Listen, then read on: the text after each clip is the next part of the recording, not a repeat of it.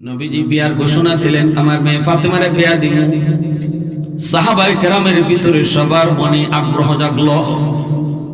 নবীর মেয়ে ফাতেমারে বিয়া করার প্রস্তাব বিভিন্ন জনে দেন, কিন্তু নবী কোনো জবাব দেয় না। হাও কন্যা নাও কন্যা। হযরত উসমান যে আলী, আলী তুমি একটু প্রস্তাব দিয়া দেখো। আমাদের মন বলে নবী তোমার অপেক্ষায় বসা। সুবহানাল্লাহ। আলী বলে, উসমান আমি কেমনে কোন সাহসে বিয়ার প্রস্তাব দিই? আমি ছোট্ট থেকে মায়ার নবীর হাতে বড় হয়েছি। নবীজি আমারে খাওয়াইয়া বড় করছেন। আমার ঘর নাই, আমার বাড়ি নাই, এখনো রসুলের ঘর খাই, রসুলের ঘর থাকি। আমি বিয়ার প্রস্তাব দিব কোন সাহসে? রসুলের যদি ওখানে আলী বিয়া করবার লাগে, বাপরে অত শখ, আমার ফুরিয়ে এনে রাখবে কই? তুই দি খাসে আমার ঘর রাখবে কই? হয়তো উসমান কই, যাও সাহস করে যাও, গিয়া প্রস্তাবটা দিয়ে লাও, আমি দাঁড়ো আছি। যদি দেখি রসুলে গরম হয়ে গেছেন গিয়া, তা আমি আসি উত্তর কিতা কই, আমরা আসি তোমার দ্বারা, ডরাই নাই। আলী নবীজির পাশে গেলেন, নবীজির কাছে গিয়ে কথা বলেন। নবী কয় একটা কথা। আল্লাহ নবী কয় কি কথা কও? যেই মাত্র নবীজি কইছেন সায়া কি কথা কও, সাথে সাথে আলী কথা ভুলে গেছি ডরাইয়া। আলী কি কথা? ইয়া রাসূলুল্লাহ ভুলে গেছি। যাওগা যখন মনে হয় তখন আইসেন। উসমান হোসেন আলী কিতা কইছিল কইতা, নবী খালি কইছেন কিতা কইতা বিশেষ। দ্বিতীয় দিন তারা আবার পাঠাইছেন সাহাবীর আলী, আলী যা যা বেটা সাহস করে কইলা। দ্বিতীয় দিন আইসো না, এখন নবী কয়েকটা কথা কইতা, রাসূলের কথা ক শেষ। তৃতীয় দিন আবার পাঠাইছেন। পাঠানো মাত্রই আল্লাহর নবী রহমতের নবীর কাছে নবী কয়, এই যে কইছে আলী, আলী যেই মাত্র কইলেন নবী কয়েকটা কথা কইতাম, আল্লাহর নবী আর কইছেন না, টাস করে আলীর আতো ধরিয়েছেন। নবীজি থাবা দিয়ে আতো ধরিয়েছেন, এরকম আজকে সারতাম না, কই যেতে কিতা কও এমনি আসিয়েছে। আমি ফাতেমারে বিয়া করতাম। আল্লাহ রাসূল কইলেন আলহামদুলিল্লাহ। দেখো নবীজি কোন আলী, আমার ফাতেমারে যদি তুমি বিয়া করতে আমি রাজি আছি, তবে মোহর কিতা দিবাই? খাও দি আমার ঘর, খাও দি আমার ঘর, মোহর কিতা দিবে? মোহর তো লাগতো। আলী বলে, নবী গো মোহর কেমনে দিমু? আপনিও তো জানেন আমি আপনার ঘর থাকি, আপনার ঘর খাই, মোহর দিমু কেমনে? রসুল কয়, মোহর ছাড়া হইব কেমনে? মোহর ছাড়া হইব কেমনে একটু কও। আল্লাহ নবী বলেন, আলী কিছুই কি তোমার নাই? নবী গো আছে একটা তলোয়ার আর একটা ঢাল। নবীজি বলেন, যাও এই ঢাল আর তলোয়ারটা বাজারে বেচো, বেচে যেই টাকাটা হইব এই টাকাটাই আমার ফাতেমার মোহর। আর আমরা 10 লাখ ভাই, এই বেটা তুই যে 10 লাখ টাকা মোহর লেখাইছো দিতে পারবি না? কইতে দেওয়ান লাগে না, লেখাইলি সারে মোহর বলে লিখতে রাখলি সারে শেষ বনে হাসরের মাঠে বউয়ে যত বেটাইতে মোহর না দিয়া কবর গেছে, হাসরের মাঠে গিয়া দেখবা মামলা রেডি। কার মামলা? বউর মামলা। আল্লাহ আমার জামাইরে আমি তাই মোহর না দিয়ে গেছেন কবর।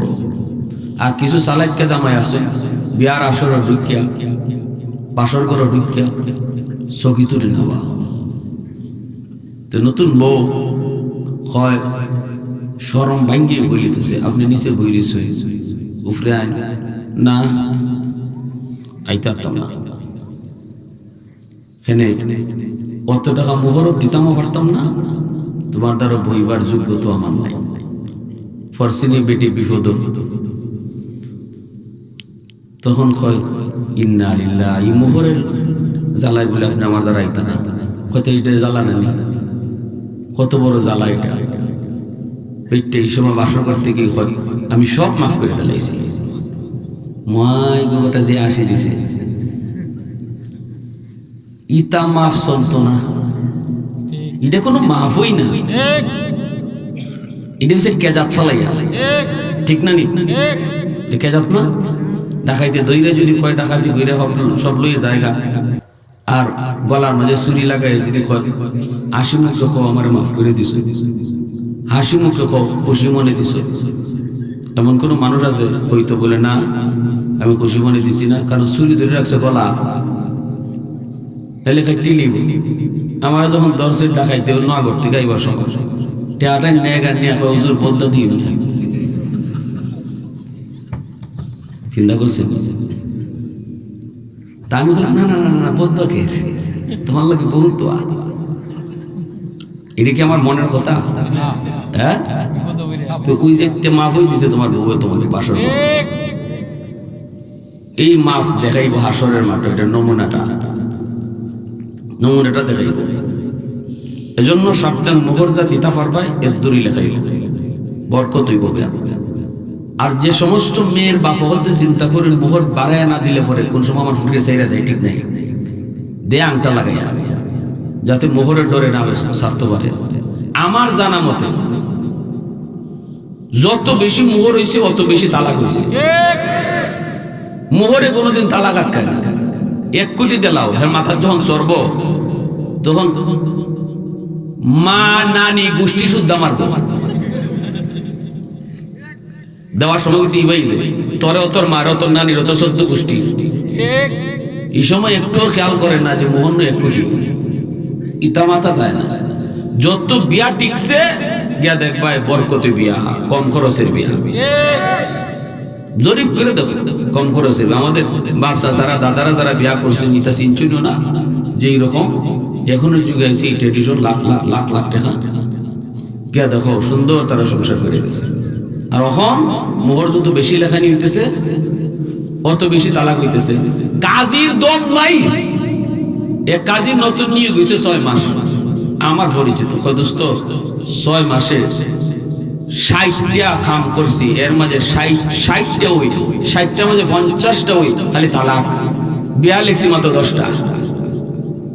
কেমন কাজীগিরি রয়েছে খালি তালাক, তালাক ওই 50টা আর 10টা মাত্র বিয়া।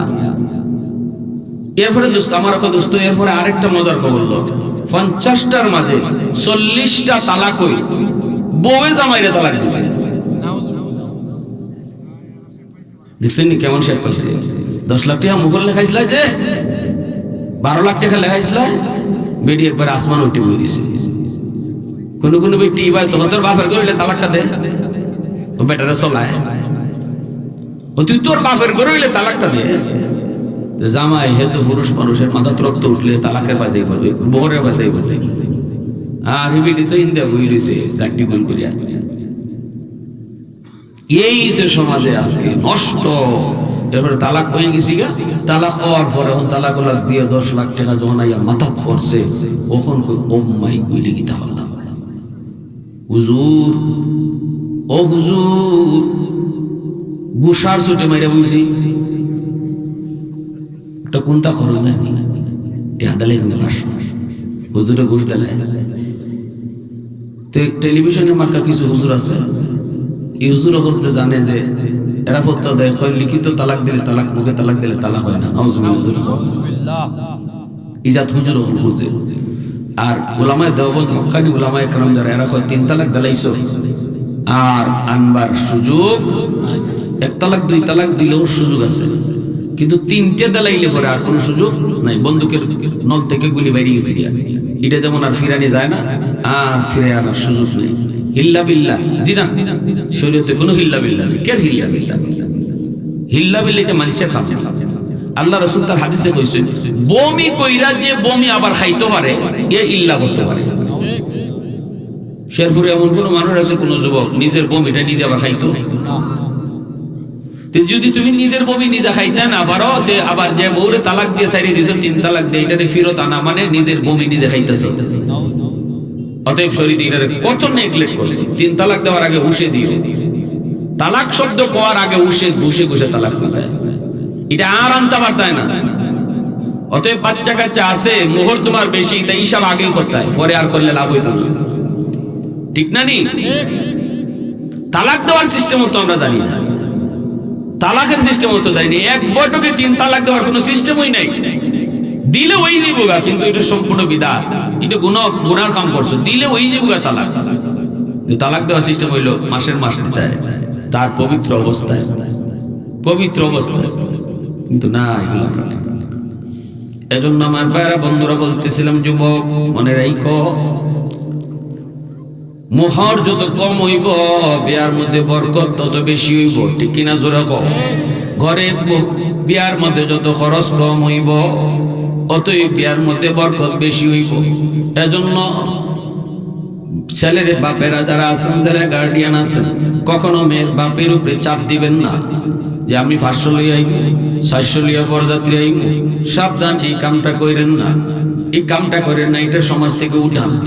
যদি সমাজের যুবকরা চায় এটা তুলে দিত, তাইলে পারবো। মাতুন না দিব কি দিছে, আপনারা কষ্ট পাইছেন না? এটা তুলে নিলে কোনো আমার দোষ হইব? সবাই যদি মত নেন, সবাই আমার মত না হইলে সমস্যা। একজনে লই যাব 300, আরেকজনে নিত না, মানুষে হেরে তোর বিয়াতে আমি বরযাত্রী নিয়েছিলাম, তোর তুই দিয়ে আমার নিলি না, এটা না। সবাই মিললে সিদ্ধান্ত নেয় যে বরযাত্রী নেওয়া বাতিল, বরযাত্রী নেওয়া বাতিল। 5 জন 7 জন এর বেশি না, 10 জন উঠতে মানুষ লিয়ে যাইবাই সিমসাম, যেন মেয়ের বাপের চাপ না পড়ে, খাওয়া দাওয়া কইরা আগ্রহ করে লই আইতে। আর মোহরটা কমায় ধরতে, যৌতুক নিতায় মাথা না লাগি, রোগী আসো না, ঘুরাইও না, না না না, আমি যৌতুক নিই না তো। কিন্তু ঘরের মধ্যে যে গরু আপনি মেয়েটাইয়া থাকবো, এই গরু তো আপনার মেয়ে লাগে, একটা হাত লাগে না, আপনার মেয়ে অতি ঘুমাইব। মেয়েটা যে ঘুমাইব, রান্না বান্না করব, মাছ মাংস রাখবার লাগে, একটা ফ্রিজ লাগে না, ওই দিতেছে ভাইয়া। যে ঘরটা ঘুমাইব, মাঝে মাঝে একটা নাটক সিনেমা দেখতে হইব, একটা টেলিভিশন 26 ইঞ্চি, হইতে জামাই তো আপনার ওই ফুতের না আমি দিছি, এখন বিয়ার পরে তো ফুতো আপনার ওই বাজার ঘাটও যাইব, মাছ তরকারি আনতো, আপনার জিল লাগে, একটা মোটরসাইকেল হইলে কেমন বসাইতেছে, হ্যাঁ, সব জির উপরে হয়ে আনতেছে, আপনি জিল লাগে, সব জিল। এভাবে ঘুরে ফেরাইয়া যারা আনো, এটাও হারাম, ঠিক না? আরো জোরে আল্লাহ নবী কয়, আলী তলোয়ার আর ঢাল তুমি যাও বাজারে নিয়ে বিক্রি করো, আর যেই পয়সা তুমি পাইবা এই পয়সাটাই হবে তোমার বিয়ার মোহর। আলী রাদিয়াল্লাহু তাআলা আনহু তিনি বের হয়েছেন ঢাল তলোয়ার লইয়া। হযরত উসমান তিনি পাইছেন, উসমানে ফায় আলী কই যাও, আলী কই কথা কইও না মেহর, আমারে ফাটাইয়া রাসূলের যখন আমার হাত থাবা মারে ধরছই, আমি পিছে চাইয়া দেখি তোমরা একজনও নাই। ফাটাইছো ঠিক হই, আমারে চাইয়া দেখি একজনও নাই। আল্লাহ যে খবর বাঁচাইছে, লন কিতা রাসূলের প্রস্তাব কবুল করে লিছে। তখন কই যাও, কই মোহর দেওয়ান লাগবো, কই তো মোহর কেমনে দিবা, কই যে আমার তলোয়ার আর ডাল, আমার তো আর কোনই নেই, নবীর ঘর খাই, নবীর ঘর থাকি, এজন্য আমি ঢাল তলোয়ারটা বিক্রি কইরা যেই পয়সা পাইমু এই পয়সাটাই দিব মোহর। হযরত ওসমান কয়, আলী ঢাল তলোয়ার আমার কাছে বেশি লাও। হযরতে ওসমান রাদিয়াল্লাহু তাআলা আনহু আলীর কাছ থেকে ঢাল আর তলোয়ার তিনি নিজে কিনে নিলেন। কিনে তিনি এই ঢাল তলোয়ারটাই আবার আলীর বিয়াতে আলীর উপহার দিয়ে দিলেন। সুবহানাল্লাহ, কিনছেন, কিনে বিয়াতে আবার উপহার দিলাইছেন। হযরত ওসমান গনি রাদিয়াল্লাহু তাআলা আনহু অনেক ধনী, ওসমানও নবীর জামাই, ওসমান গনিও কি নবীর জামাই, তাও নবীজি 2 মেয়ে বিয়া দিয়েছেন, একজন মারা যাওয়ার পরে আরেকজন বিয়া দিয়েছেন। এজন্য ওসমান গনি রাদিয়াল্লাহু তাআলা আনহুকে জিন্নুরাইন বলা হয়, 2 নূরের অধিকারী। আবু বকর আর ওমর রাদিয়াল্লাহু তাআলা আনহুমা, এই 2 জন হইলেন নবীজির শ্বশুর, আর পরের 2 জন উসমান আর আলী রাদিয়াল্লাহু তাআলা আনহুমা, এই 2 জন হলেন নবীজির জামাই। মনে থাকবো তো না গেলে মুফতি সাহেব হইছে কইছি না, মুফতি সাহেব হইছে কইছি না, এই কথাটা মনে রাখতে কইছি। এটা মুসলমান হিসেবে আমাদের জানা থাকা দরকার কিনা, এটা সাধারণ জ্ঞান। ভাইরা বন্ধুরা, উসমান গনি রাদিয়াল্লাহু তাআলা আনহু অনেক সম্পদের মালিক ছিলেন, অনেক সম্পদ, তিনি ছিলেন অনেক ধনী। এজন্য আলীর কাছ থেকে তিনি তলোয়ার আর ঢাল কিনলেন। কিনে তিনি এই ঢাল তলোয়ারের টাকাটা আলী যে মোহর দিয়ে দিলেন, আর এই ঢাল আর তলোয়ারটাই আবার আলীর বিয়াতে হযরত উসমান আলীকে উপহার দিলেন। আল্লাহু আকবার, জোরে কর। উসমান তেরা নাম সে ইসলাম রহেগা, उस्मान तेरा नाम से इस्लाम रहेगा, दुनिया की सखावत में तेरा नाम रहेगा, दुनिया की सखावत में तेरा नाम रहेगा, हैदर तेरा नाम से इस्लाम रहेगा, दुनिया की शजाअत में तेरा नाम रहेगा, दुनिया की शजाअत में तेरा नाम रहेगा, मुआविया तेरा नाम से इस्लाम रहेगा, दुनिया की सियासत में तेरा नाम रहेगा, दुनिया की सियासत में तेरा नाम रहेगा।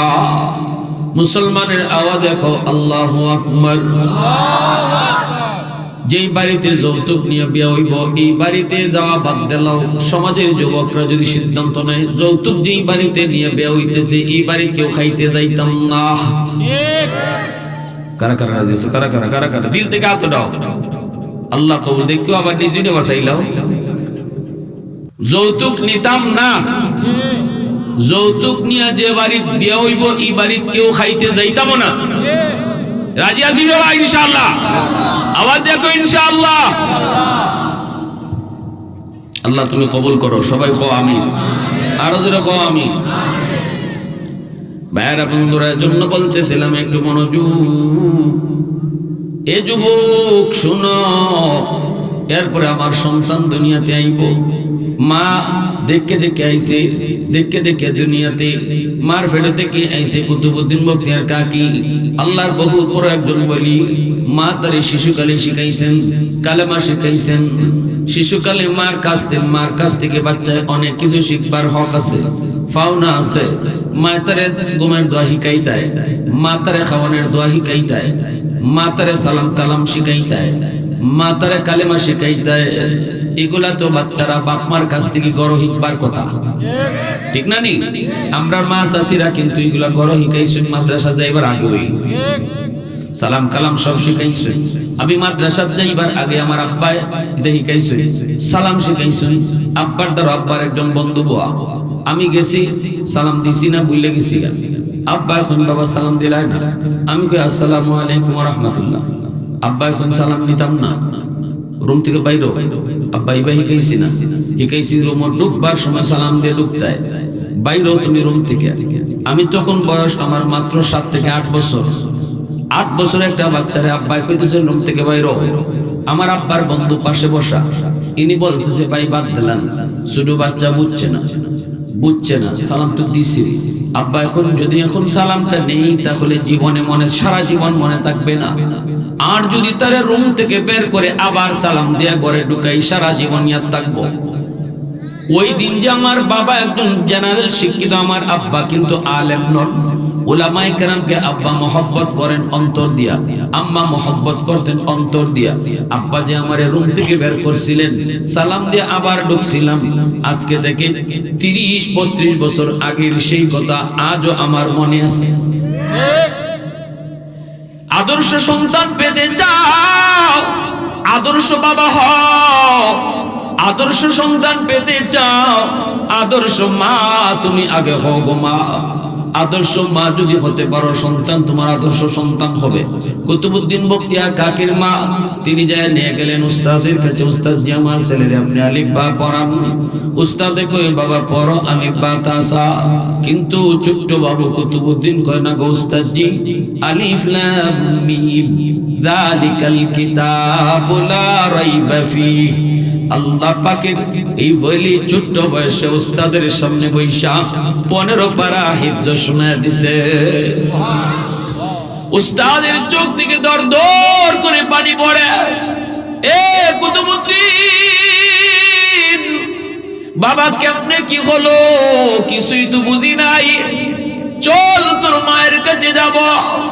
মা কেন তুমি এমন ঠাট্টা করেছো? মা কে উস্তাদজি আমি ঠাট্টা করি নাই, খোদার কসম আমি নিজেও জানি না আমার কুতুবউদ্দিন কেমনে 15 পারার হাফিজ হইছে।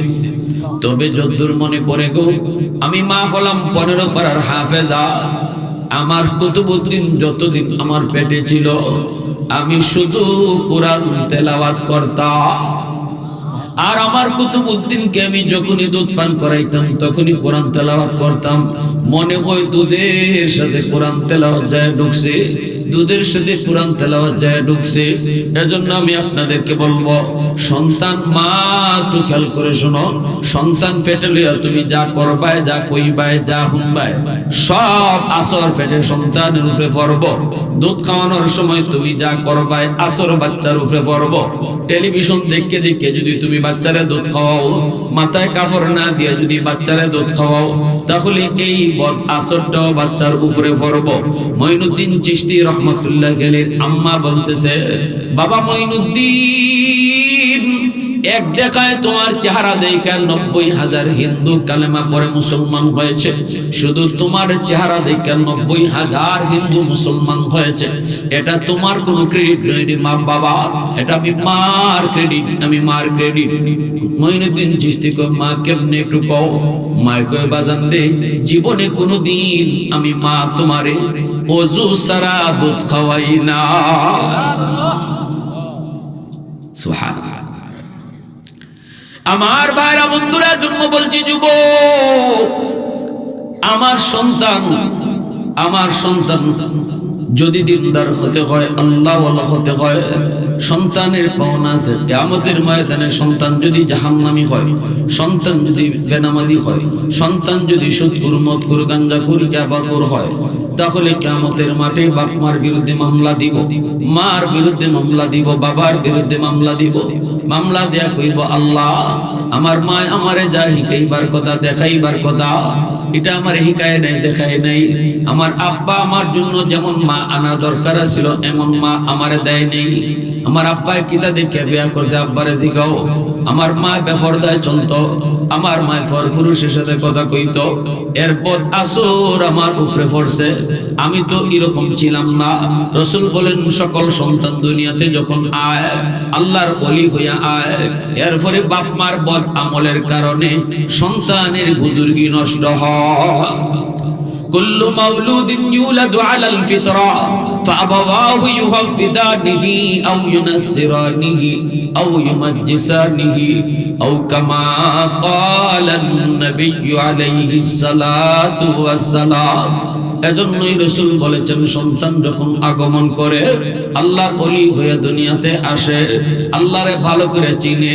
মঈনুদ্দিন চিশতি আব্দুল কাদের জিলানী যেমন ভাবে আল্লাহরে চিনে, আমার আপনার সন্তানও যখন আসে দুনিয়ায়, তখন আল্লাহরে এইভাবে চিনে আর যাই না দুনিয়ায় আসে। আল্লাহর নবীর কথা, ফাআবাওয়াহু ইউহাব্বিদানিহি আও ইউনাসসিরানিহি আও ইউমাজ্জিসানিহি। নবীজি বলেন, তার বাপ মার ভুল সিদ্ধান্তের কারণে সন্তান ইহুদি হয়, সন্তান নাসারা হয়, সন্তান মুশরিক হয়, সন্তান বেনামাজি হয়, সন্তান মদ করিয়া বাকুর হয়। বাপ মার ভুল সিদ্ধান্তের কারণে যদি বাপ মায় আল্লাহর পক্ষ থেকে দেওয়া আমানত মনে কইরা সন্তান বড় করত, সন্তান লালন পালন করত, সন্তানরে গরজা দেখাইবার তা দেখাইতো, ঘরের মধ্যে তারে নামাজ পড়ানোর দৃশ্য দেখাও, ঘরের মধ্যে পর্দা করার দৃশ্য তারে দেখাও, পর্দা তার দিলের মধ্যে বউ। আমার ছোট্ট মেয়েটা আয়েশা মারে দেখছে, মা কোনোদিন চাচাদের সামনে যায় না। আমার ছোট ভাইটা বর্তমানে যে রানিং সচিব, আইন উপদেষ্টা আসিফ নজরুলের রানিং সচিব, আমার আপন ছোট ভাই, এই ছোট ভাইটা যখন যেতে চায় এই রুমে, অথচ এই রুমে তার মা আছে, আমার মেয়েটা দৌড় দিয়া গিয়া চাচার কোমরে ধরছে। আমি দূর থেকে দেখতেছি, দুইরা কথাও ঠিক মতো হইতে পারে না। চাচু এই রুমে যায়েন না, আম্মু আছে। কারণ সে ছোটবেলা থেকেই দেখছে তার মা তার চাচুদের সামনে যায় না, তার চাচুদের সাথে মা পর্দা করে। দেবরের সাথে বাবির পর্দা আছে না নাই? হ্যাঁ, আলহাম ও কাল মউত। রাসূল কয় দেবর দেবর না, দেবর হলো জম। অতএব দেবরের সাথে বাবির পর্দা, দেবরের সাথে বাবির পর্দা, বাবির সাথে দেবরের পর্দা ফরজ। এখানে পর্দা লঙ্ঘন করলে হারাম, পর্দা লঙ্ঘন করা হারাম। আমরা তো পর্দা কি জিনিস এটাই বুঝি না। আমরা মনে করি খালি ইমাম সাহেব দেখলে ওই লুকাই যাও, হ্যাঁ, হুজুর দেখলেই লুকাই যাও, এটাই পর্দা মনে করি, এটাই পর্দা। কিন্তু বাড়িঘরে যে বেটাই আয়, ওই যে মাছ লইয়া আয়, ওই হাড়ি পাতি লইয়া আয়, চুরি লইয়া আয়, এই সময় বেটে দিয়ে কি গোফ বা ফান খায়, ফান খাওয়ায়, কত মজা। পর্দা গেল কই? তেলে বেটে কয়, ফুলারে কয় ফুল আম্মা গাটো গোসল করি। কোনো বেটা মানুষ আইলে আম্মারে কইস, ফুলা খারইয়া খারইয়া দেখতেছে, আইতেছে এক বেটা হাড়ি পাতি লইয়া, তে ফুলা ডাক আম্মা, বেটা আইতেছে। বেটি তাড়াতাড়ি কাপড় পরে গোটে একটু সামটাইছে, দাঁড়াতে যখন জায়গা আর চোখে ছেড়ে দেখে হাড়ি পাতি লইয়া যে বেটা যায়, এই বেটা দিছে ফুলারে একদম বেকুফের বেকুফ। এই বেটা প্রতিদিন আমরা বাড়িতে আয় যায়, বেটার লিয়ে কত ভাত খাই, সুরট খাই, আবার লামিয়ে বাড়ি ফুলা ফরছে বেক করিয়েছি, সুরি ফুলা একটু পরে আইতেছে চুরিওয়ালা, আম্মা বেটা মানুষ আইতেছে। পেটি উঠছে তাড়াতাড়ি দূর মেরে, উঠতে যখন জায়গা আর চোখে ছেড়ে দেখে চুরিওয়ালা দূর বেকুফ। এবারে 3 দিন পর ফুরে আমরা চুরি কিনে দেওয়া যায়, আমরা গড় আয় যায় বয়, তুই বেটারে দিকে আমার ডাক দিতে। ফুলা কয় আম্মা বেটা কেটা? বেটা মানুষ কেটা সেটা তুই বুঝি না। পরে এখন বেদিশা বুঝছেন, যখন ইমাম সাহেব যাইতেছেন হে কোনটা মাতে না, হে চিন্তা তৈরি গেছি গিয়া, যখন বেটা কেটা এটা কোনো একটা অন্য কোনো জাতি হইব, মানুষ ছাড়া অন্য কোনো একটা জাত। ইমাম সাহেব যাইতেছেন মাতে না, ইমাম সাহেব তো দিক গেলিছে, আর তো গেলিছে বেকুফে বেকু, হুজুর যাইতেছে তুই আমার কইলে না? আম্মা আমি তখন বেটা হইছিলাম, আমি তো বেটা মানুষই ছিলাম, কইতাম কইতাম। এই যে পর্দা না, এই যে ইতার নাম পর্দা না। পর্দা হইলো ঘরে বাইরে পর্দা করতে হয়, দেবরের সাথে পর্দা করো, হ্যাঁ, স্বাস্থ্য ভাইদের সাথে পর্দা করো, খালাতো ভাই, মামাতো ভাই, ফুফাতো ভাই, এরা সব তোমার জন্য বেগানা, এদের সাথে পর্দা করা ফরজ, ঠিক কিনা জোরে কোন? হ্যাঁ, পর্দা করা ফরজ। শাস্ত্রী সম্পর্কে গেলিকেই সব বেগানা। শাস্ত্রী চাচা পর্দা করা ফরজ, শাস্ত্রী দাদা নানা পর্দা করা ফরজ। এরা গ্রামের সম্পর্কের চাচা নানা দাদা সব তোমার লাগে বেগানা, এর সামনে পর্দা করা ফরজ, ঠিক কিনা জোরে খবর। আল্লাহ নবী তার মেয়ের বিয়া দিয়েছেন কার কাছে? আলী কেডা? নবীজির আপন স্বাস্থ্য ভাই, নবীজির আপন কি ভাই? নবীজির আপন ভাই না, নবীর আপন ভাই যদি হইতা ফাতেমা রাদিয়াল্লাহু তাআলা আনহা ইনি পর্দা করতেন না, কারণ আপন চাচা, আপন চাচার সাথে পর্দা লাগে না। কিন্তু নবীর শাস্ত্রী ভাই, শাস্ত্র আপন চাচা তো ভাই, নবীজির আপন চাচা আবু তালিব, আবু তালিব নবীর আপন চাচা, আবু তালিবের ছেলে হযরত আলী, তাইলে আপন স্বাস্থ্য ভাই আলী, আপন স্বাস্থ্য ভাইয়ের কাছে মেয়ের বিয়া দিয়েছেন। তা আলী আর রাসূলের মেয়ে ফাতেমার সাথে সম্পর্ক হইল চাচা ভাতিজি, সম্পর্ক কিটা? চাচা ভাতিজি। শরীয়ত বুঝাই গেছেন আল্লাহ রাসূল, শাস্ত্রী সম্পর্কে গেলি গেই আর কোনো সম্পর্ক থাকে না, এখানে মাঝে শুধু খালি গ্রামের সম্পর্ক থাকে, কিন্তু পর্দার সম্পর্ক রক্ষা করে চলতে হয়। রাসূল বিয়াতে বুঝাইছেন শাস্ত্রী সম্পর্কে গেছি গে তোমার শাস্ত্রী চাচা পর্দা করা ফরজ, শাস্ত্রী চাচায় ভাতিজির লাগে পর্দা করা ফরজ। আমরা এই সমস্ত জিনিস বুঝিই না পর্দা করে, ঠিক না? নি গ্রামের মানুষ যদি কিছু বুঝো, শহরের মানুষ মেট্টেন দিয়ে তো পর্দা এটা খায় না, গলা দেয়, এটাই বুঝে না, এটাই বুঝে না।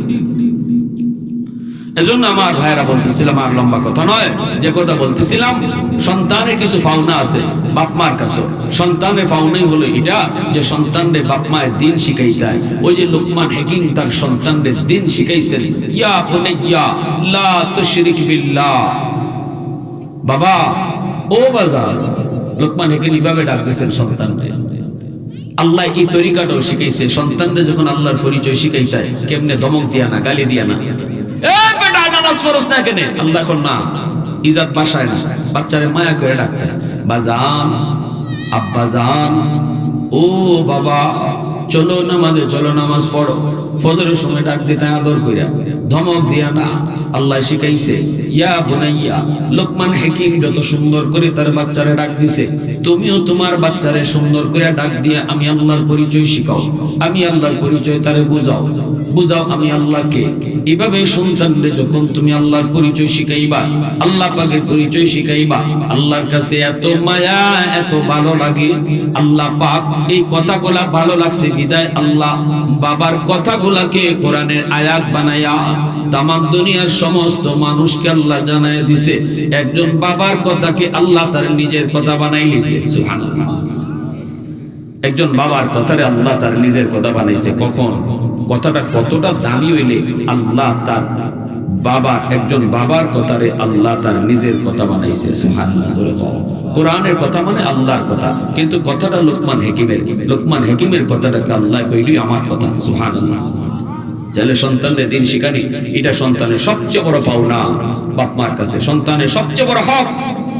বাপ মার কাছে সন্তানের দিন শিখাও, সন্তানদের দিন শিখাও, আল্লাহর পরিচয় শিখাও।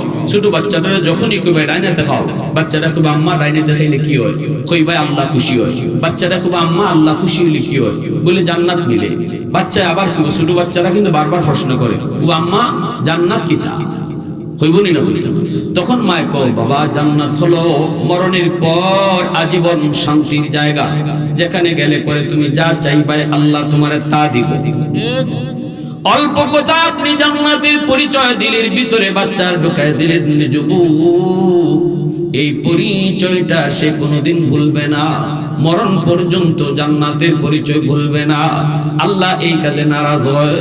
নারাজ হইলে কি হয়? বাচ্চায় কইব, কইবান দুজক যাওয়া লাগে। বাচ্চায় কইব আম্মা দুজক করে করে। দুজক হইল আগুনে ফুরার জায়গা। মরণের পরে আল্লাহ শুধু আগুনে ফুরাইব, সাপে কামড়াইব। তুমি যা চাইবা কোনটাই তোমার মন মতো পাইতায় না। এর নাম হলো দুজক। এই দুজকের ভয়টা, দুজক নামটা তার কলিজায় পাথরে খোদাই করে লিখলে যেমন লেখা হয়, এইভাবেই তার দিলের মধ্যে বসে যায়।